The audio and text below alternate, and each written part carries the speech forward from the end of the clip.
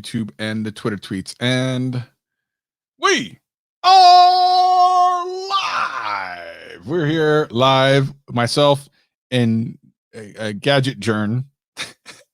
I'm John Prosser. Hey, Gadget Jern. How are you? Special guest, Gadget Jern. We appreciate you joining us for the pre-show.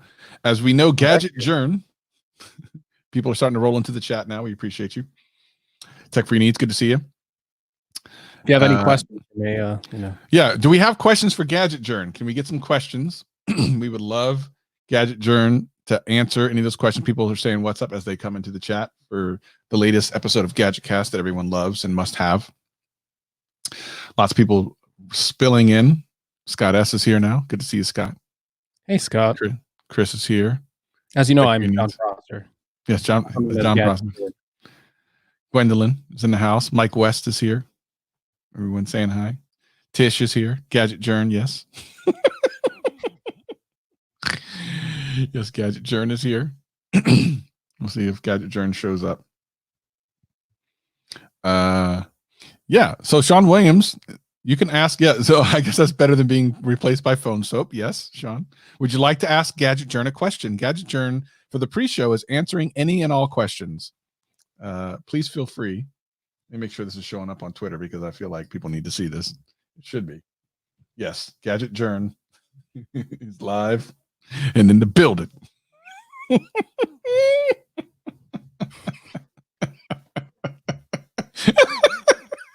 is so dumb. It's okay though. It's okay. All right. Here we go. Scott says, Greg was canceled and replaced by Gadget Jern. It finally happened. Yeah. We've been waiting for this for a long time. Yes, Gadget Jern is now here, waiting for Gadget Jern to have a question asked of him so he can answer it appropriately. And this is before the live. So let's be clear. We're not recording the podcast yet. This is the pre-show shenanigans, as everyone seems to like, the pre and post-show shenanigans that we always do. Please feel free to ask Gadget Jern a question as all of our viewers decide to leave.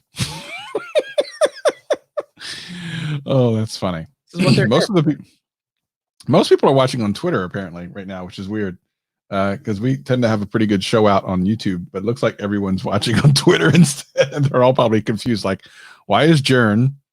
It's Gadget Jern. Yeah, it is weird. Contract. It is weird. I agree with that.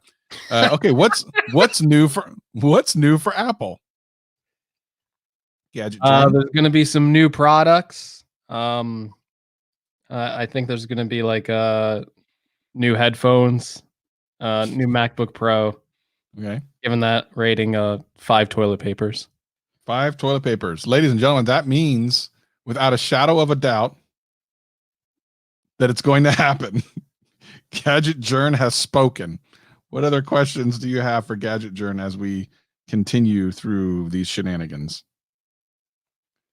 Let's see. I'm going to paste this. I'm going to just go ahead and text Gadget Jern, the real Gadget Jern. I hear Greg, but where's Greg? Gwendolyn, that is Gadget Jern. I don't know that is Greg. I think that's Gadget Jern from front page twerk. It's front page twerk. So we need to understand Gadget Jern versus Greg's Gadget. Let the best men win. Yes. What does Gadget Jern think of Greg's gadgets? I think he's a really cool and incredibly handsome man. Well, all right, Gadget Jern. Wait, grabbing my phone and heading on to the toilet. That's right. Dennis is going to the toilet because he understands what happens when Gadget Jern. Oh, and Front Page Tech is here.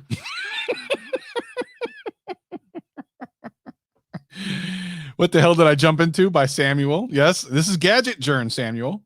Gadget Jern is here to answer all of your questions about leaks of everything. Okay. Gadget Jern, one last question before we ask Greg to come back. Okay. Of all the things you have leaked lately, what's the one thing that you're most proud of? That's a good facial expression for a home.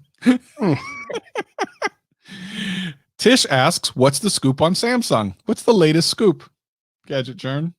They're canceling all their products. They won't come out with any more. Oh, so Samsung is closing up shop. They're shutting down. Gwendolyn says, "Stop playing with me, Travis. What is this, the ventriloquist show?"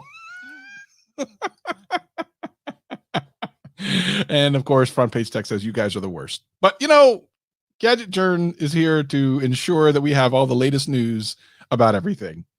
Gadget Journ has been super nice talking to you. I'm going to go ahead and put you off screen, and please ask Greg to come back on screen, and then I'll. All right, it was fun. Thanks for having me on the GadgetCast, the #1 podcast. Yes. So, yeah. I mean, you could leave me up on screen if you want. Oh, okay. All right. You're up on screen. You're up on screen. Reveal? Yeah, do the reveal. This is where your face peels off, isn't it? Yeah. It's gonna. Wug. Now it's just behind you. It's like magic trick right there. Scary. Yes. First episode you've watched reach, and this is what you get. Of course, this is the pre-show shenanigans on GadgetCast. So welcome everybody. We appreciate you for coming. That was the dumbest idea. It was Greg's idea, by the way. Yeah, I was like 2 seconds before. I have this I have this perfectly it's chroma keyed cardboard, like it's perfect, 100% like perfect, and it was like just sitting by me for like after I was like using it for like some photos. I was just sitting by me. I'm like, I got a really dumb idea. Hold on, Travis. Like, what are you doing? I'm like, just go live with this. All right. Well, that's the pre-GadgetCast show. I'm sure that will. I'm not even ready for the full show. What am I doing? Let me check to make sure we haven't lost all of our subscribers yet. Oh yes, they're all gone. Oh well, it was a nice run. It was a good run. We had a good run. It was good while lasting. If I ever do that again, I think I got to come in with like the soundboard, and I got to like preload. I got to preload like everything. If we had like if it was like Viper, it'd be like whoa, oh my. So when people ask me questions. Yeah, that would actually be a great idea. Voice, answering them. We should definitively do that.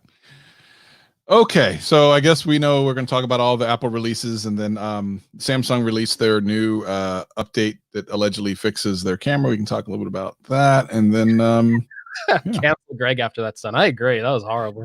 Yeah, it was pretty bad. This is why, Samuel, I've been kind of pushing this for the longest time. I mean, Savage Greg.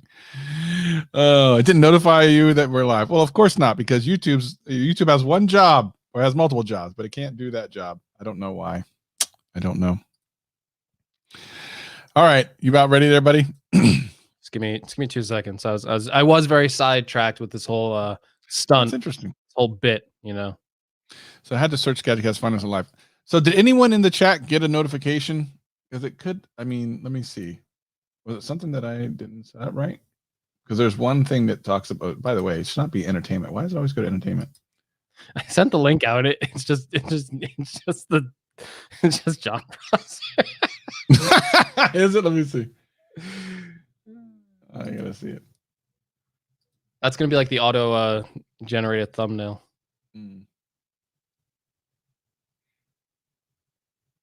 All right.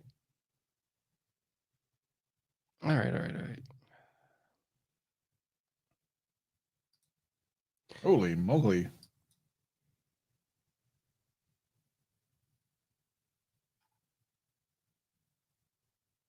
All right, let me get a stop. Okay, we've literally just done nothing good. All right. Yes, got the notification. Sorry, I'm running. No notification, just got a text from Travis. That's right. I watch YouTube cast instead of audio cast because I live for the pre and post shows. All right, I like it. That's right. We appreciate you, Samuel, because the live stream, generally speaking, is good. GadgetCast on YouTube too. It doesn't show that we're live, which is weird. It's very. I don't. YouTube is YouTube's trying to end us, but they can't cancel us. They might have. They're angry with Corona cases are highest there. They can screw me over by not sending me notification. If you have the bell rung, just unring it and then ring it again. I don't know what else to tell you. YouTube just is not helping us, but that's okay. All right. So, Greg, you about ready to start the recording of the latest episode of the GadgetCast, baby? I am. I'm a little concerned. What are you concerned about? I have like 2 hours of record time left. Do you think that's good? It should be. Well, the thing is it 2 hours based on multicast or is it just deleted? Based on multicast. It is? Are you sure? Yeah, so I switch over, it goes to like 15 hours. Oh, okay. Then yeah, 2 hours would be fine because we're only gonna do this for about 45 minutes because I need to eat food. I've been live streaming all morning. Okay, we'll do this. Ready in 3, 2, 1, record.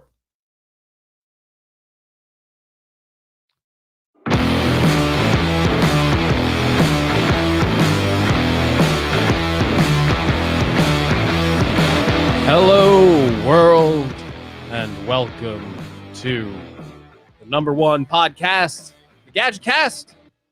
I am your host, Gregory McFadden, joined by my trusty co-host who knows where to get the toilet paper. You know, if you want to know, DM Travis. He knows where to get it. That's a great story, as a matter of fact. Like I should talk a little bit about that during this podcast because interesting. It's interesting. I don't think I said your name, Travis MCP. Yeah, I mean, hopefully they understand at this point. That was the first mess up, I think, on this podcast. I gotta tell you, I was like so amped to start the show. I did that bit, and now like all the energy is drained. It was a bad bit that I'm like, I don't know. I like feel bad. I feel sick. I'm coming down with something. I have a cold. Well, so for people that are listening on the audio podcast, which is where the majority of people listen to our show, like I've said multiple times, if you want to have fun, we live stream our recording of this podcast on YouTube. It's youtube.com/GadgetCast. You can find the link in the description. And I see a lot of you are watching the replays, which is really cool. That's great. That's super exciting. And before we went live on this episode, which you probably should just go back and watch, Greg thought he would do something funny. I don't know if it's funny. Watch it. Leave us a message. Let us know what you think. Things happen. Yeah. I ruined a friendship today. Oh my gosh. Terrible. Yeah, Jern's never coming on now. Yeah. We I mean, he'll be on all the time, technically. Yeah, we can just green screen him whenever we need him now. It's not like we need the actual John Prosser on. I mean, he's given us so much cool breaking news during the podcast too, which is cool. Like the funny thing is though, by the time our podcast goes out, the only people that get it breaking are the people that are in the live stream. Everyone else finds out like after the thing. I have a cold. Rona, is that you? Yeah, it's craziness. So anyway, ladies and gentlemen, I do want to say thank you so much for making these last couple of weeks really amazing, especially on the YouTube channel. I was looking at the numbers between the YouTube channel and then the numbers on the audio podcast, and they're just continuing to grow. And I know that with us all being stuck inside, hopefully we're giving you some sort of entertainment that you guys are enjoying. I know it's been super fun for me. I look forward to doing the podcast. And I know that Greg, to a certain degree, unless he does something that just flops, generally speaking, feels good about it as well. Yeah, I love doing the podcast. It's one of my highlights of the week, and as you said, we're spending all this time indoors now. So, yeah. Oh yeah. So according to Jern in the chat, he says that we were the first guys to say Apple products would be released last week. I think it's because of Jern. Now, I said weeks ago, before Jern said anything, that Apple should release everything and ship it. There were still thoughts of it maybe everything being delayed. And I said a couple of weeks back, I said they should just go ahead and online ship everything because there's no reason that they couldn't. So I want to give myself props for that. Although, let's be honest, Prosser gave us all the information that absolutely became true. Very, very, very much so. And the thing, we definitely appreciate that, because if you're here on GadgetCast Live, you have literally found out stuff that wasn't anywhere else until he decided to do that. So even with all this advanced knowledge from John, which I do greatly appreciate, I still overslept the day that like they announced everything. Oh, yeah. I wake up and like I'm like, there's a lot of Twitter notifications, and like I check Twitter, I see all like these like new Apple problems, like I immediately told John, I'm like, I overslept. Things are happening. He told us things, and on Twitter, if you're following John, you would know. Now I know. Now I know to be vigilant. When he says it, it's happening. You know. Well, so what had happened is he had put like a little double I Twitter tweet out the night before, which I think was his way of saying pay attention to the next day. I was sleeping probably. Yeah, I would definitely sleep, man. I've been having some sleepy nights, man, where the last couple of hours right before I fall asleep, I start to get real tired, and then all of a sudden it's done. And like I'm done. I'm like last night, I was like 9 o'clock and I could not open my eyes. I was like, my eyes won't open. Yeah, I've been feeling really like tired lately, and like one of the symptoms for that nasty C virus is low energy, tiredness. I don't know. I'm scared. I think I get it every day though. I'm like, I go outside for like 2 seconds. I see the sun touches my skin. I'm like, it's over for me. So I want to talk about some of the questions that are coming up in chat right now, and why our fan Forever says the thoughts on rumors that the iPhone 12 5G may be delayed. What could we get another surprise this week? If so, what? So we're actually going to talk about not only the things that may come later this year, including like the iPhone 12. We need to first start off by talking about the things that were released this week. So let's start off with the iPad Pro, some of the accessories that came with it, and then of course the MacBook Air, which I'll definitely leave a lot of that expertise to you because I don't know enough about it. I'm interested in it. But let's talk first about the iPad Pro. So first of all, I mean, Greg and I, for a very long time, have been in the DMs talking about how we can't wait for the new iPad Pro to come out because we both wanted to upgrade to the 12.9. We both love our iPad Pros. I use it to edit all my videos with. I don't know what you use it for. I use it as I watch a lot of things on it. No, I use it for like writing a lot, actually, believe it or not. What do you? Yeah, like typing up like notes and stuff like that, and drawing and stuff like that. I wanted the photo editing with Affinity Photo, a great program. So a lot of stuff like that I really like. I've been trying to use it a little bit more with the sidecar feature on Mac OS 2, where you can actually like mirror the screen over, and every time it's like, this would be so much better on a bigger screen. So yeah. I'm all about that big screen life right now. Yeah, I think for me, I was excited because the 2018 was so good for editing. I was excited for the 2020 version, assuming that everything would be much more powerful because the Pro from 2018 was so much more powerful than the one before it. What we got was something less than that, something much less than that. So let's talk about the research you didn't find. So what we got was the A12Z processor, which was like, what is even that? And we got a bump on the base storage, which is great. And then some accessories, which I'll talk about as I made a video about it earlier in the week. But let's talk first of all about the processing power and the things you discovered after the fact, after it was released. Oh yeah, I keep forgetting how like this was just released and like maybe not everyone watched my video. So there's a lot of confusion about this A12Z processor, like you said. I think everyone out there was just, it's going to be an A13X, new chip, but you wake up and you see A12Z. What's that? Yeah. So basically, from my research, everything I'm looking at, it looks like the CPU is the same. I saw someone say it's like a 1% increase, but I mean, how can you even judge that based on like benchmarks? It's the same CPU processing. Yeah. The thing they did change though, and it's a minor change, I believe, is they added one additional GPU core. So the A12X had 7 GPU cores.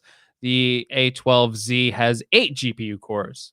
Probably to drive that LiDAR sensor and extra stuff in the camera, I'm guessing, most of all, because they actually mentioned that in the press release and in all the documentation I was reading. Obviously, for graphic stuff, I guess you'd get like a slight boost.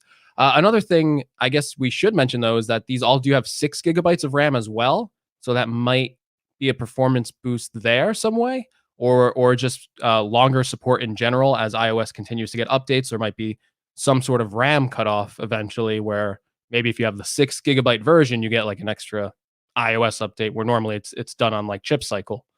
But yeah, the main difference is extra GPU core and 6 gigabytes of RAM.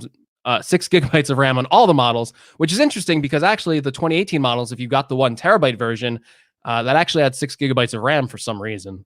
I didn't know that. That's interesting. Yeah. I'm guessing we'll do something with the storage. So with one more GPU, one of the things that you're assuming is that it's augmented reality, which you might be right by. I mean, that would make sense. They did say that it allegedly will render 4K hopefully fast. I mean, I don't know if that's the case. It already does it almost real time. I'm gonna, I don't know. They said there's like a new thermal architecture in there too that should speed up CPU and performance and GPU performance. I don't know. This looks like a very minor spec upgrade from what I'm reading.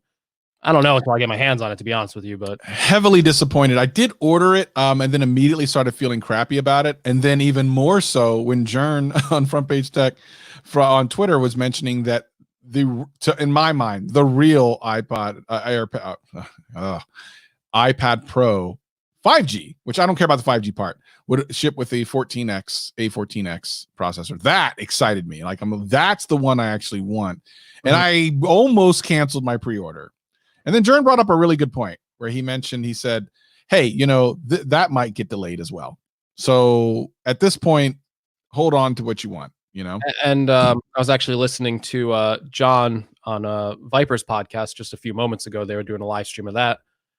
Check that out for sure. He was talking all about how he gets these leaks and what he does to protect his sources. It was a very interesting conversation, but he was saying to expect iPhone 12 delays. Someone asked if the iPhone 12 is going to be delayed this year, and he's saying yes because they aren't even done with the prototyping of the device. So even though manufacturing in China is getting a little more up to speed, even though they could technically be on schedule, without having the final prototypes done, there's no chance that they're actually going to start working on it. Apple is very particular, according to John, with these prototyping, that they want to have people in China to see the prototypes before they give the okay to say, okay, start manufacturing it. They don't want to do it over a video call or something like that.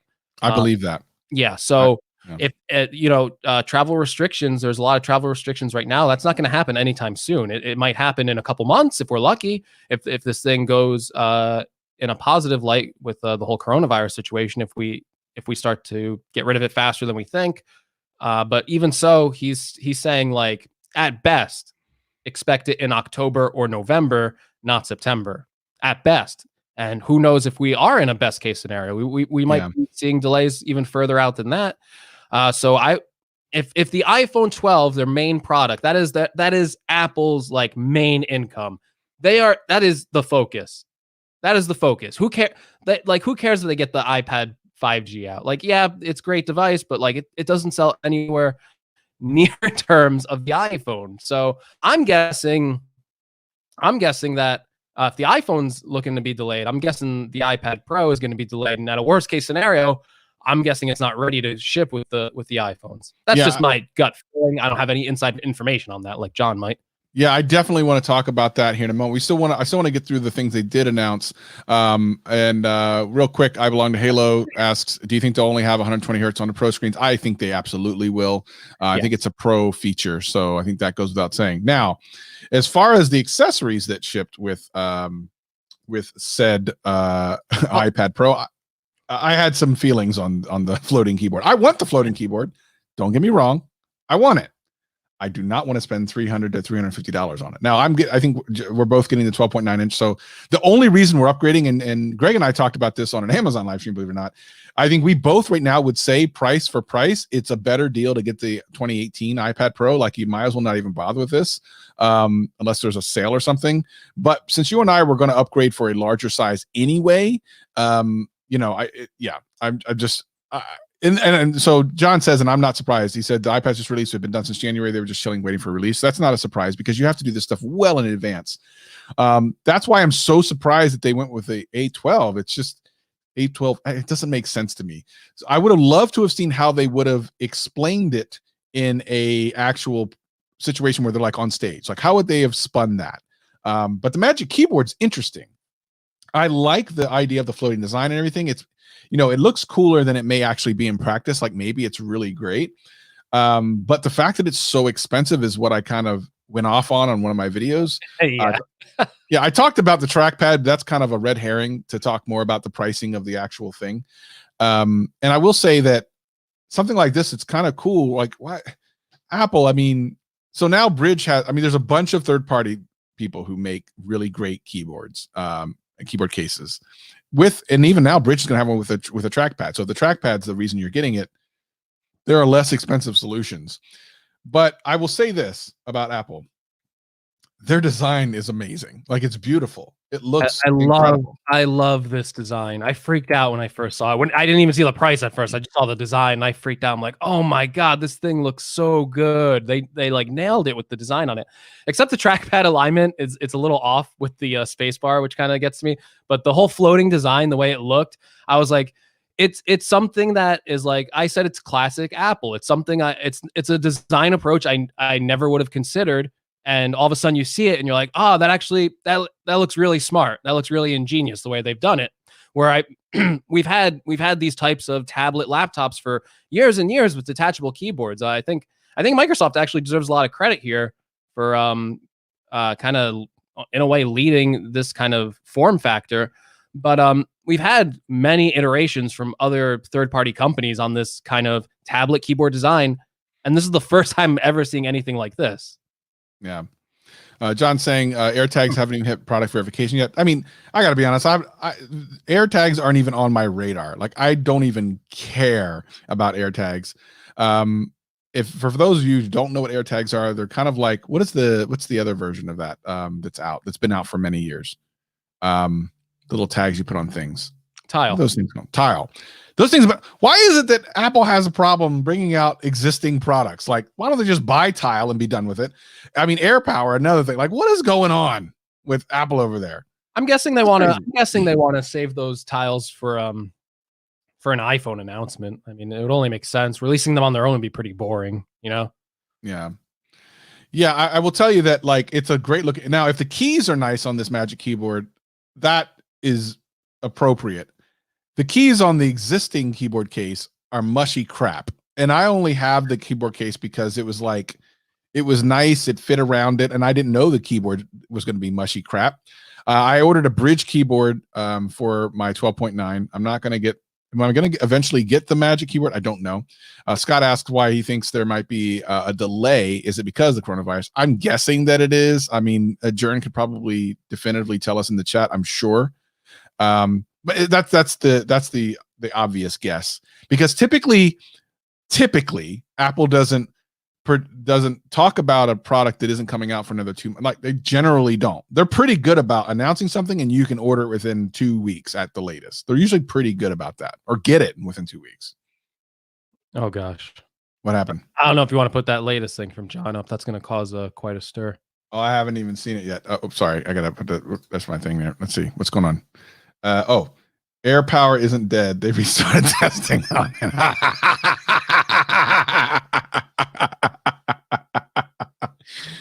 Well, the specter of AirPower lives. It's funny because there's some companies that are kind of doing something similar now, or claiming to do something. I think Nomad is doing one, right? Where they got Nomad has a really cool version of it. Yeah. I just got one from Logitech. It's not the same as AirPower because it's just 3 separate coils.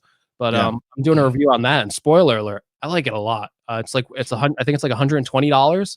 Does the Apple Watch, does AirPods. You could actually do another phone on there if you want to. You don't have to limit it to AirPods. And then it has a vertical stand for the phone. And it's really nice for the price, because a lot of these ones are the multi-coil ones are like at least $150. So this is one of the more inexpensive ones I've seen, and it's fantastic. Yeah, I want to show the one that I bought. I'm gonna now again, if you're on the live. If you're unfortunately listening to the audio podcast, you're not going to be able to see this. Actually, during this entire thing, I've been showing things on screen. This is the one I bought a while back. It's $65. It does all the things. It's amazing. It does your phone. It does the watch. It does another phone, or maybe other earpods, and then of course AirPods. This one is awesome. $65, or sorry, $32, and I love this thing. It works great. Love this thing. So you can grab all that. All right, let's see what's going on. Magic Keyboard stuff. It's interesting for sure. That what Apple's trying to do with the cursor stuff. I like the approach they're taking to it. It's not just throwing a standard mouse cursor on screen and going, okay, here you go, here it is. They're actually trying to do something new with it. Whether or not I've actually seen some earlier reports. You can actually, if you download the developer beta, Travis, you can attach like the Magic Trackpad to it through like a Bluetooth, or do a mouse. And apparently it translates over to the new cursor controls. So you can actually test it out for yourself if you're willing to put a beta on your device. And you have a Bluetooth trackpad to try it out with. So it's interesting. The the $300 price point is it is very steep. And it is funny though, because I look at something like the regular keyboard you get from them, and that's $200, and that is absurdly expensive for basically what amounts to a cover that opens up into like this little flat keyboard. So it's almost like when they have that out, it's like, well, yeah, of course this thing is going to be at least $100 more. And then the real insult is when you got the 12.9 inch, you're paying the $350 and just like, all right, yeah. So I don't know. I might have to watch your review on that one because I don't think I'm picking that up anytime soon. I'll get the bridge and call it good. I don't need all that. Not for me anyway. So that is the AirPod. I'm sorry, the iPad Pro and the keyboards that came with it. Now they also announced a new MacBook Air, and you, I know, are pretty excited about this one for various reasons. Why are you so excited about the MacBook Air, the new MacBook Air? I just think it's finally like Apple addressing a lot of the complaints that people have had with their laptop lineup for the past 4 years, and this is like a return to like normalcy. Like back before Apple started doing these new laptops, you could buy a MacBook Air for $999. It was one of the most popular laptops on the market. It the design of the Air, the industry completely followed everything that was great about it, and they got rid of it for a little bit while. They tried to do that like really stripped down MacBook that only had one port. It was really thin, really light, but it was really lackluster on power. It wasn't good enough for most people. And yeah, they're finally getting back into it. They finally got the keyboard replaced. They're not doing the butterfly keyboard anymore. Thank God, because people complain about that left and right. Even though I've never had an issue with it, you can't ignore the mass amount of people that did have issues with it.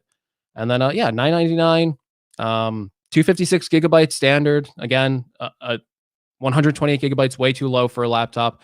Even 256, you could argue, maybe not, but you know, it's a way better situation than 128. Like we said with the iPad Pros, they got an upgrade from 64 to 128. Now you can finally start telling people like, yeah, you can get the base model and you'll probably be fine. Where with the 64, you had to go, you could make it work, but you should probably upgrade to the 256 just to be comfortable. Now you can finally start going, yeah, 256 will work for you. 128 will work for you on the iPad Pros. And the keyboard's there. The price is down to a better price point. If you're a student, you get it for $899, so that's great. And now they're doing quad core processors on them as well. So the thing I was talking about on Twitter a lot with other people is the entry-level MacBook Pro and its full price is $1,300. So if you max out a MacBook Air, you get a 4-core i7 versus the 13-inch Pro's 4-core i5. So on paper, you're getting a laptop for $50 less with double the storage, which should probably get around the same amount of performance. I'm not necessarily sure how close it is. I have to test it. There might be like thermal constraints with inside the Air's design, stuff that you really can't see on paper, but it's looking like a good laptop where it can start fulfilling a lot more roles and tasks than it could previously, you wouldn't recommend it for. Now, all of a sudden, if people are like, I want a lightweight laptop, but I also want to do some like video, editing and stuff like that, that might go into more involved things, like going into 4K and stuff like that. You might be like, oh yeah, that'll work. Maybe you won't get fast render times and stuff like that. It won't render out the fastest possible, but as long as the timeline's not lagging and stuff like that, you should be good to go. It's a good place to start, and it's people who might be interested in getting a Mac laptop, something maybe they've never had one before. I've never had one before. I'm kind of curious. Never really wanted to spend the $2,000 mark. But $1,000 for the entry and maybe a couple hundred or so just to get a slight upgrade. I mean, seems reasonable. Plus, it pushes the price down of the Airs from just a year or two ago to even less. Now, whether you should go there or just spend an extra couple bucks here, we'll know more as Greg ends up buying and reviewing it. Thank goodness, because I ain't buying and reviewing it. I got 2 on the way, Travis. 2 on the way. Why do you have 2? So I know most people are gonna go for the entry level model. I feel like it's my duty to inform them, is this a good purchase? But then again, like I told you, I'm very interested to see how that quad core performs. So I need to see, is it worth spending the extra money? I feel like my audience will get a lot of value out of that. So yeah, they will 100%. And the other thing is, what makes these products kind of unusual is one of the first times in a very long time where you can't go to a store and check it out before you buy it. yes. So, I mean, like even Best Buy now, you can't apparently go into Best Buys anymore. So you can't go anywhere and experiences. And that's a big thing for Apple. Like that's where their sales, I think, I don't know. I would love to know the numbers. I wonder if John can get the numbers of like how many sales they make in store versus like elsewhere. Like, is that conversion higher in store than it is online? I would imagine probably yes. But without knowing, you know, and not being able to see it and touch it and feel it, people are going to rely on reviews heavily, I think, for this. That's of the people that will even spend that much money in these uncertain financial times. So definitely an interesting thought. They could potentially, yeah. Are you selling that toilet paper for $100 hence 2 MacBook Airs? Yeah. I mean, you can pay in toilet paper now. The revenue streams are coming in from the toilet paper I hoarded before the crisis. You would. Now, with all of this being said, you have some great computing options. You have the iPad Pro. You have the MacBook Air. Is this a conversation about which should you choose, Travis? Huh? Well, it's not. That's a great question. Let's start there, and then let's move to what I was thinking of. It makes me sound like a genius. I'm doing a video on this because that's the first thing that popped in my head. Because look, you're looking at two things that are supposed to fulfill a very similar role. Yeah. Especially the bigger iPads that we're getting. If you look at the starting price of the 12.9-inch iPad Pro, it's $999. If you look at the MacBook Air, $999. These are two devices that can do very similar things, but which one do you go for? Because even though we're upset about this A12Z chip, it's going to outperform the MacBook Air's chip. It's going to, without a doubt. It is the better chip. You'll be able to edit like 4K faster on like an iPad Pro than this MacBook Air. But then you come into that other territory of this like accessory stuff, and it's going to be a hard recommendation. For a while now, I've actually been telling people, don't get the MacBook Air, get the iPad Pro. It's faster. If you're like into light tasks, I like doing them on like iPads usually now more than laptops. I don't like opening up a laptop to go on the web usually. That's usually something I do on my iPad. And I've been telling people, consider the iPad. It might be able to get you there, and consider the cheaper iPads. They're really inexpensive. They might be able to do everything you need to do. If you don't need a legacy program that's only on Mac or PC, check them out. Now we're going into a different direction though, because do I tell the student to get an iPad Pro for $800 or $1,000, and then do I tell them, well, you're going to need this $200 keyboard accessory or this $350 keyboard accessory. And then if you want to do the Apple Pencil stuff, that's another $129. You start adding all this stuff up. All of a sudden, your $1,000 tablet is looking more like a $1,400 purchase. Yeah. Whereas with the simplicity of this new MacBook Air, it's $1,000. The keyboard's, it's attached to there. It's not going anywhere. And it's more of a difficult conversation than it has been a year ago for me. Before, I would definitely say, if you don't need programs that are on the Air, go for the iPad Pro. That's what I would choose personally. Now I don't know. Yeah, I mean, it'll be interesting to see what your tests come up with, because I feel like it's an important question to answer for people that are in the market for that sort of thing. And quite frankly, I'm not sure either. The iPad Pro is so powerful now, and so many apps are on there that you can do a lot of what you can do on a laptop. Having said that, you can't necessarily do everything that you can on a laptop. And if those other things are important to you, then it might be slightly, well, it's not going to be slightly harder if you know that it's important. And just like Furious Few was saying, which is literally what I was just saying, is basically there's a percentage, he says 20%, maybe it's around 20% of the things the iPad can't do that might be critical to what you're doing. And if that's the case, yes, then you have to go with a laptop, whether it be Windows or a Mac, Absolutely. Now let's talk about beyond that. Now that we know the devices that are out, so Samsung was able to get out their phone before all this. Apple was able to get out a couple of products before all the crazy. They were not able to get their iPhone 9 out yet, which is interesting because, and John, I know if you're still listening, I would love to understand the delay between that and the iPad Pros. I think they're saying that they think the iPhone 9 is a bigger product than the iPads and the Air, and I wouldn't disagree with that. Having said that, if the 9s are ready to go, will they release them in the same time frame as the store's opening, or will they wait until the iPhone 12 and just make it like a package deal? And more importantly, if the 12 runs into problems along the way, do they just scrap it for 2020? Which, at where they are now, they are close, because the normal releases are in September, right? Yeah. So we don't know how long this thing's going to last. And China, I think, is starting to get back up to speed in some way, but America isn't. So I don't know how that impacts things. I think if China can start working again, maybe we're moving it along. But if they start slipping into October, you're dangerously close to holiday season when you normally lock your product lines down. Now, the question is, obviously, you're not going to release in December. That's 100% sure you're not doing that. There's the argument that can be made that you maybe have a week in November to release because Black Friday is still a thing. If you get into November and you're on the fence about whether or not you release that product, do you? And for Samsung, just as importantly, the Note, which normally comes out later in the year, will probably also be affected by this. Now, we don't know how much, like the design may be being done parallel to the S series. I don't know, because they use a lot of the same things. But if it is, and because they usually try to come out before the iPhone does, do they slip? And if they slip, how far do they allow it to slip before they just throw it out there? I think Samsung is more likely to just make sure it goes out in 2020 than I think Apple is. I could be wrong about that. I feel like Samsung will throw it out because they just want to get something out. I feel like Apple can look at it and go, well, is it smart strategically? No, let's just hold on until 2021. Yeah, so there's actually some precedent for them releasing a November phone if they do have to push it back. The iPhone 10 actually released in November.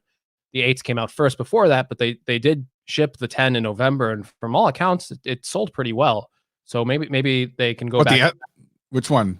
The 10. The S10? No, the iPhone 10. Sorry. Oh, sorry. Yeah. Apple's release schedule with that. They could choose to do another November release, and given the current crisis and everything, announce it in October, release in November. I think that's like a best case scenario for them at this point, if they can even manage to do that. With the Samsung line, I don't know. Yeah, it's interesting. You're right in the fact that Samsung might be able to just say, let's get it out there. Samsung obviously manufactures in Korea. If China's supply chain's back up and running, as we know from news reports, Korea is handling the coronavirus way better than most of the rest of the world. So they might be in a position with China's supply chain coming back up in line to get those parts. And then with their manufacturing not really being as heavily affected, they could definitely get the Note 10 and stuff out. It's just, do they want to sell it to where Samsung does sell pretty well in the US, all things considered? Do they want to release it to a public where are people really interested in smartphones when it really depends how fast the economy gets back onto line, because right now it's frozen in place. People don't care. People need to pay their rent, they need to pay their bills. There's talks of like stimulus package, you know what I mean? Like people can't get to work, most of them. And even if we get out of this, I know we're getting out of tech here, but even if we're getting out of this virus and stuff like that, they're still saying there's going to be ramifications with our economy for a while, for like an 18-month period. So it's really tough. But do you just hold it back? Yeah, I don't. Well, I don't so I got a text from Jernzo about the iPhone 9 specifically.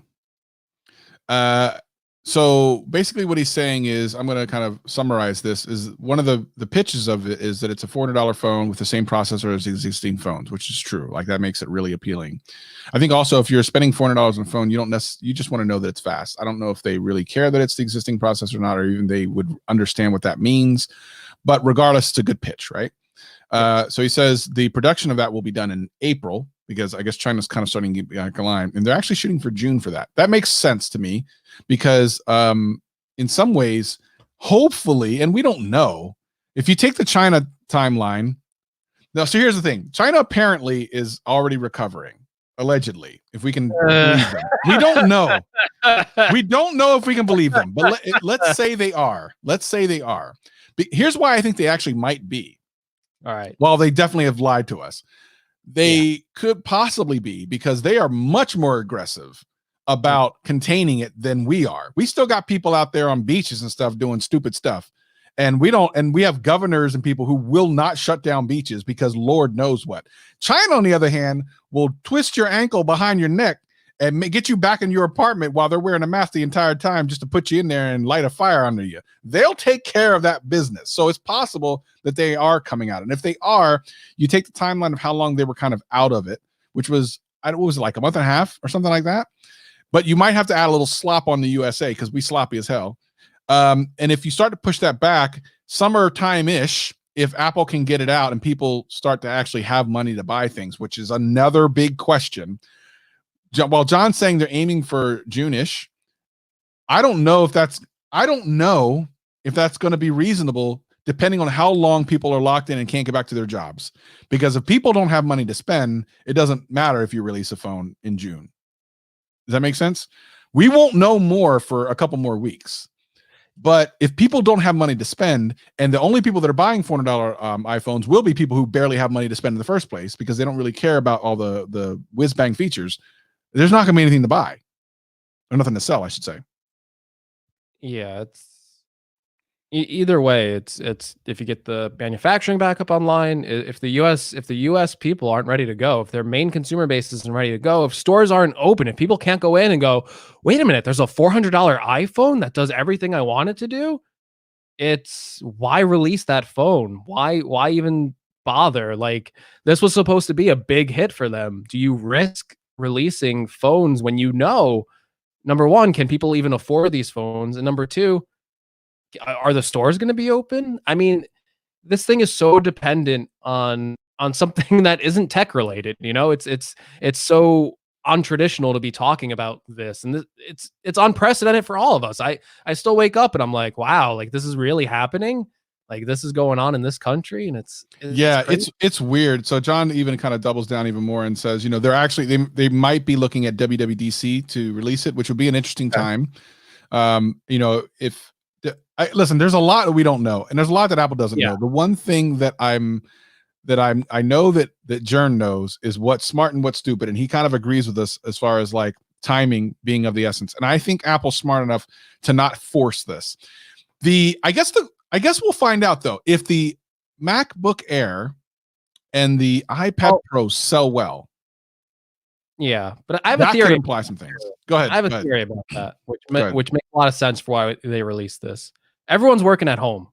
Yeah. People might be buying these out of necessity more than like I want this. You know what I mean? Like so many people are working from home.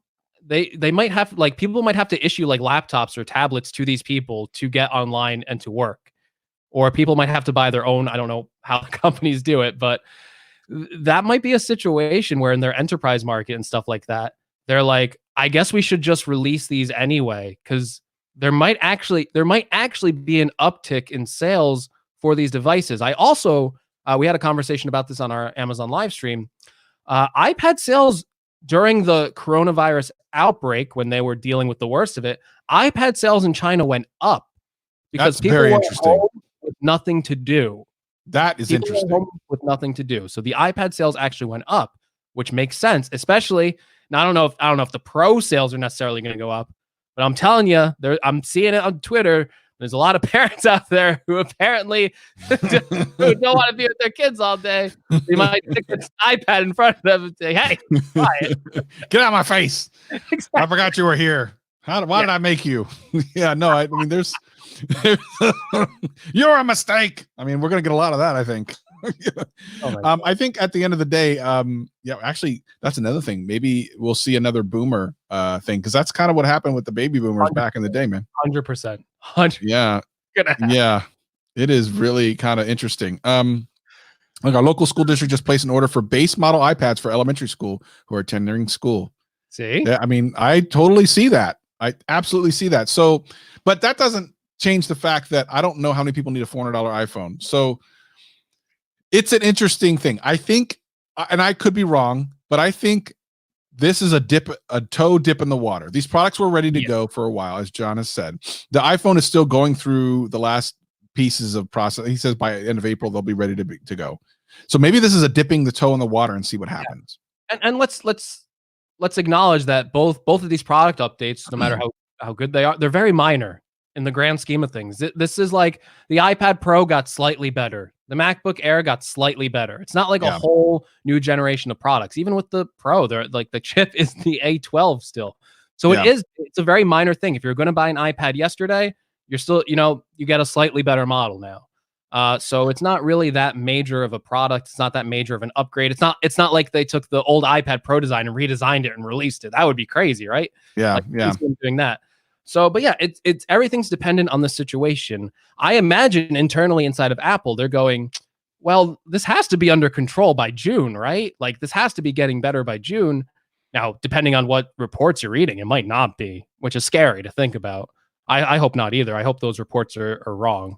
So let's talk real quick about Samsung. So Samsung, there's reports. Some of these are, I'm looking at an old report that for the S20 line, first of all, I thought they were kind of tone deaf announcing and releasing such an expensive phone line. Like everything seemed to be going in the right direction, the $750 S10e from last year and everything. And then they decided to go the exact opposite direction.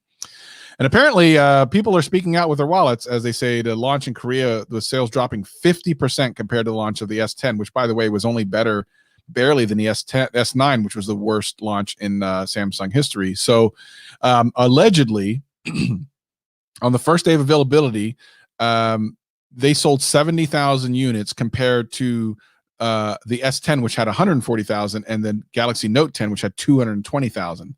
So that's terrible. Which not really specifically surprising. Now you could blame it on COVID and all that other stuff, and that's partially true. However, I think and have always thought that there was a couple of problems with it, including and most importantly, price. Price is such a big thing that especially now people are going, do I even need a new phone? Nope, my phone works. Nope, I need toilet paper. So there's much more important things going on right now. So Samsung has to rethink right now, and someone timestamp this. Samsung has to rethink right now the Galaxy Note 20. My guess is that thing was base price $1,500 or $1,450 or $1,400 or somewhere, maybe $1,300 base. I think unless they do the two. I think two. Because if they do the small one like last year, which I don't know if that even sold well, we'd have to take a look. But if it didn't, they need to rethink that and figure out a way to get that price down way low, because at the end of the year when they may release it, maybe the economy is recovering, who knows, but the amount of people trying to buy that phone now will be very slim. Most of them will be tech influencers who hopefully will get it for free anyway, and then the other part are just the edge heads who need it right off the bat, and then the vast majority of everyone else will not. I think this is a very clear distinction for Samsung, something very important they need to pay attention to know that this is not a fluke. If you continue down this path with the Galaxy Note 20 will be the worst selling Galaxy Note ever, period. Yeah, and I imagine their current strategy before and maybe they changed this because of how the S20 Ultra stuff went. I would imagine it would be a Note, basic Note, probably a lot of money Note, and then a Note Ultra. I would guess that would be their current thing, right? Maybe, but I think right now you rethink even that strategy. No, you definitely rethink it, seeing these low smartphone sales, and we have to be honest too. The Ultra version did not receive favorable press.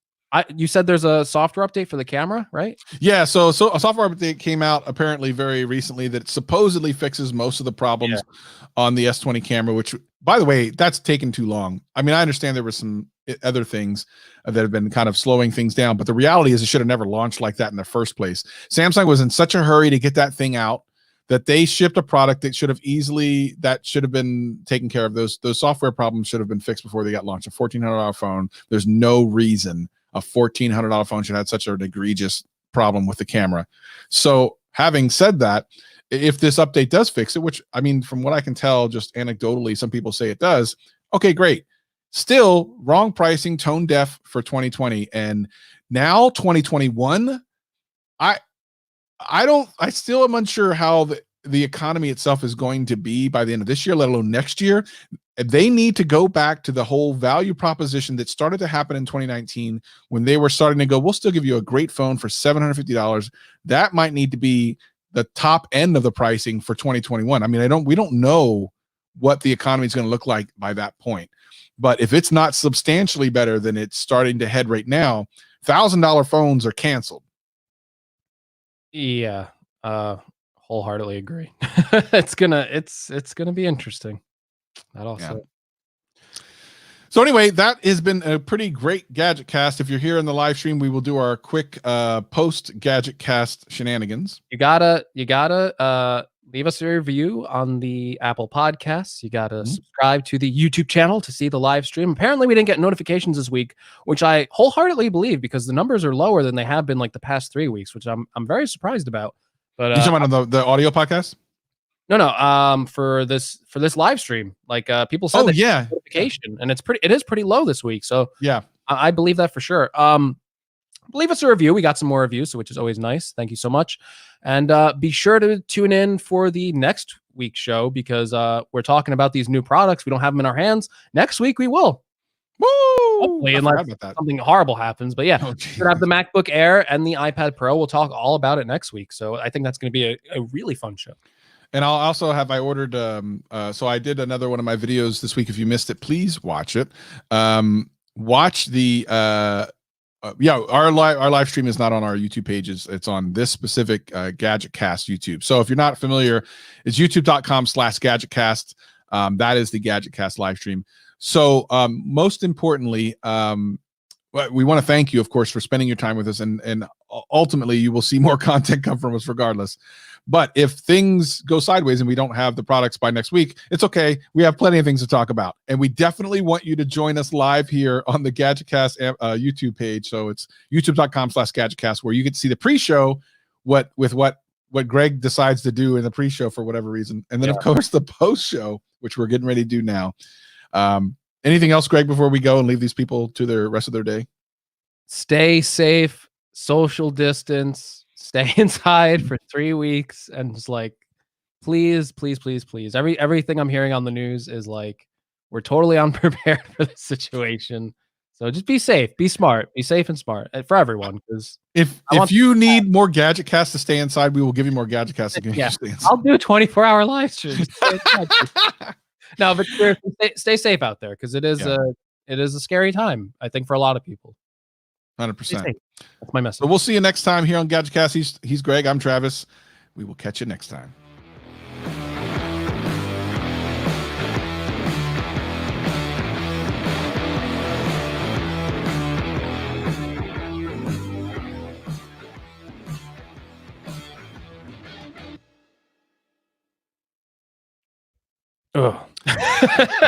And we're back to silliness.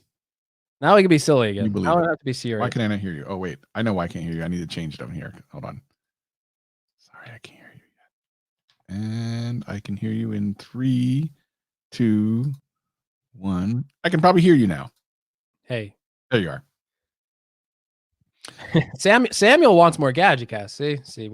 Listen, I tried to get him to do up a GadgetCast early in the week. He's like, I can't. I gotta do live stream. I gotta shoot 3 videos.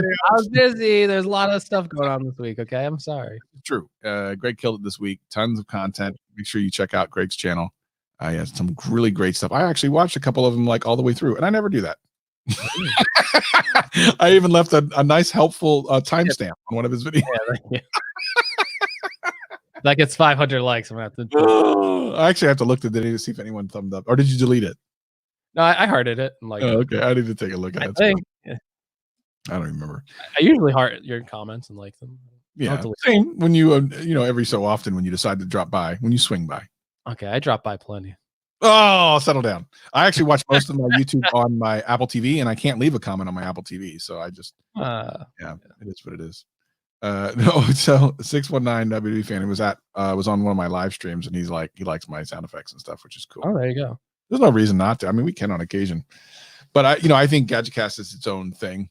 My live stream is kind of something else entirely. It's so funny how there was a quick drop right when the original the actual GadgetCast is over, like there's a drop of people, people just left. I'm like, no, I don't want to know anything else besides what they talk about. Well, that's all right. Nothing wrong with that. Let's go.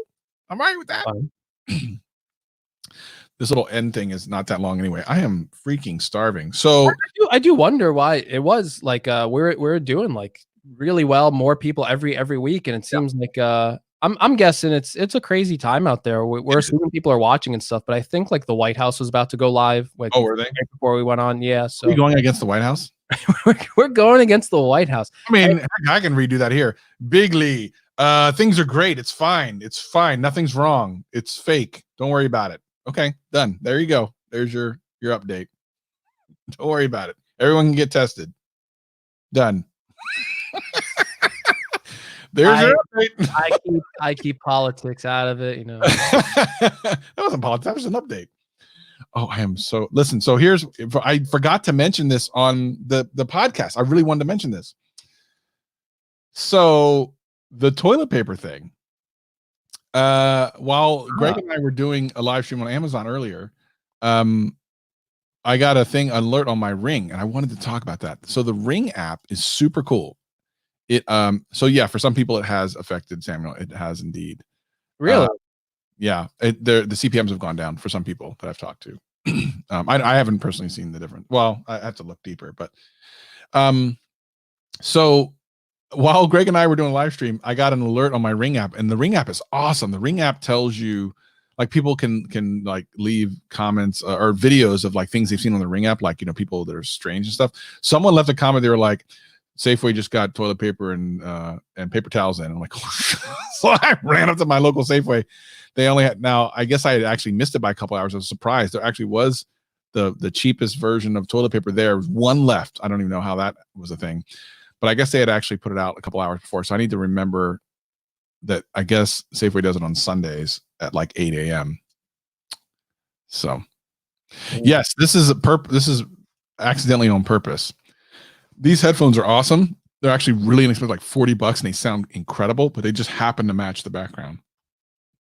Yes, we were talking about that actually. Greg and I were talking about this to match the headphones. We actually were talking about, because these are so good, see if we can talk Anchor into making GadgetCast headphones with this color, because this color is awesome, and having like the GadgetCast logo there, that'd be freaking sweet. That would be pretty cool. Yeah, Anchor needs to do that. I'm actually doing an Amazon live stream for them at 5 Pacific. Oh crap! It's only 2 hours from now. I was like, I'm gonna have some hours to relax and eat, and it's freaking 2 hours. That's my 4th live stream today. That'll be my 4th one today. This is my 2nd one. I'm ready to go to bed. All right, this is my 3rd. Okay, well, look, that's enough. We appreciate all of you for joining us. We'll definitely see you next week. Peace and love. Take care.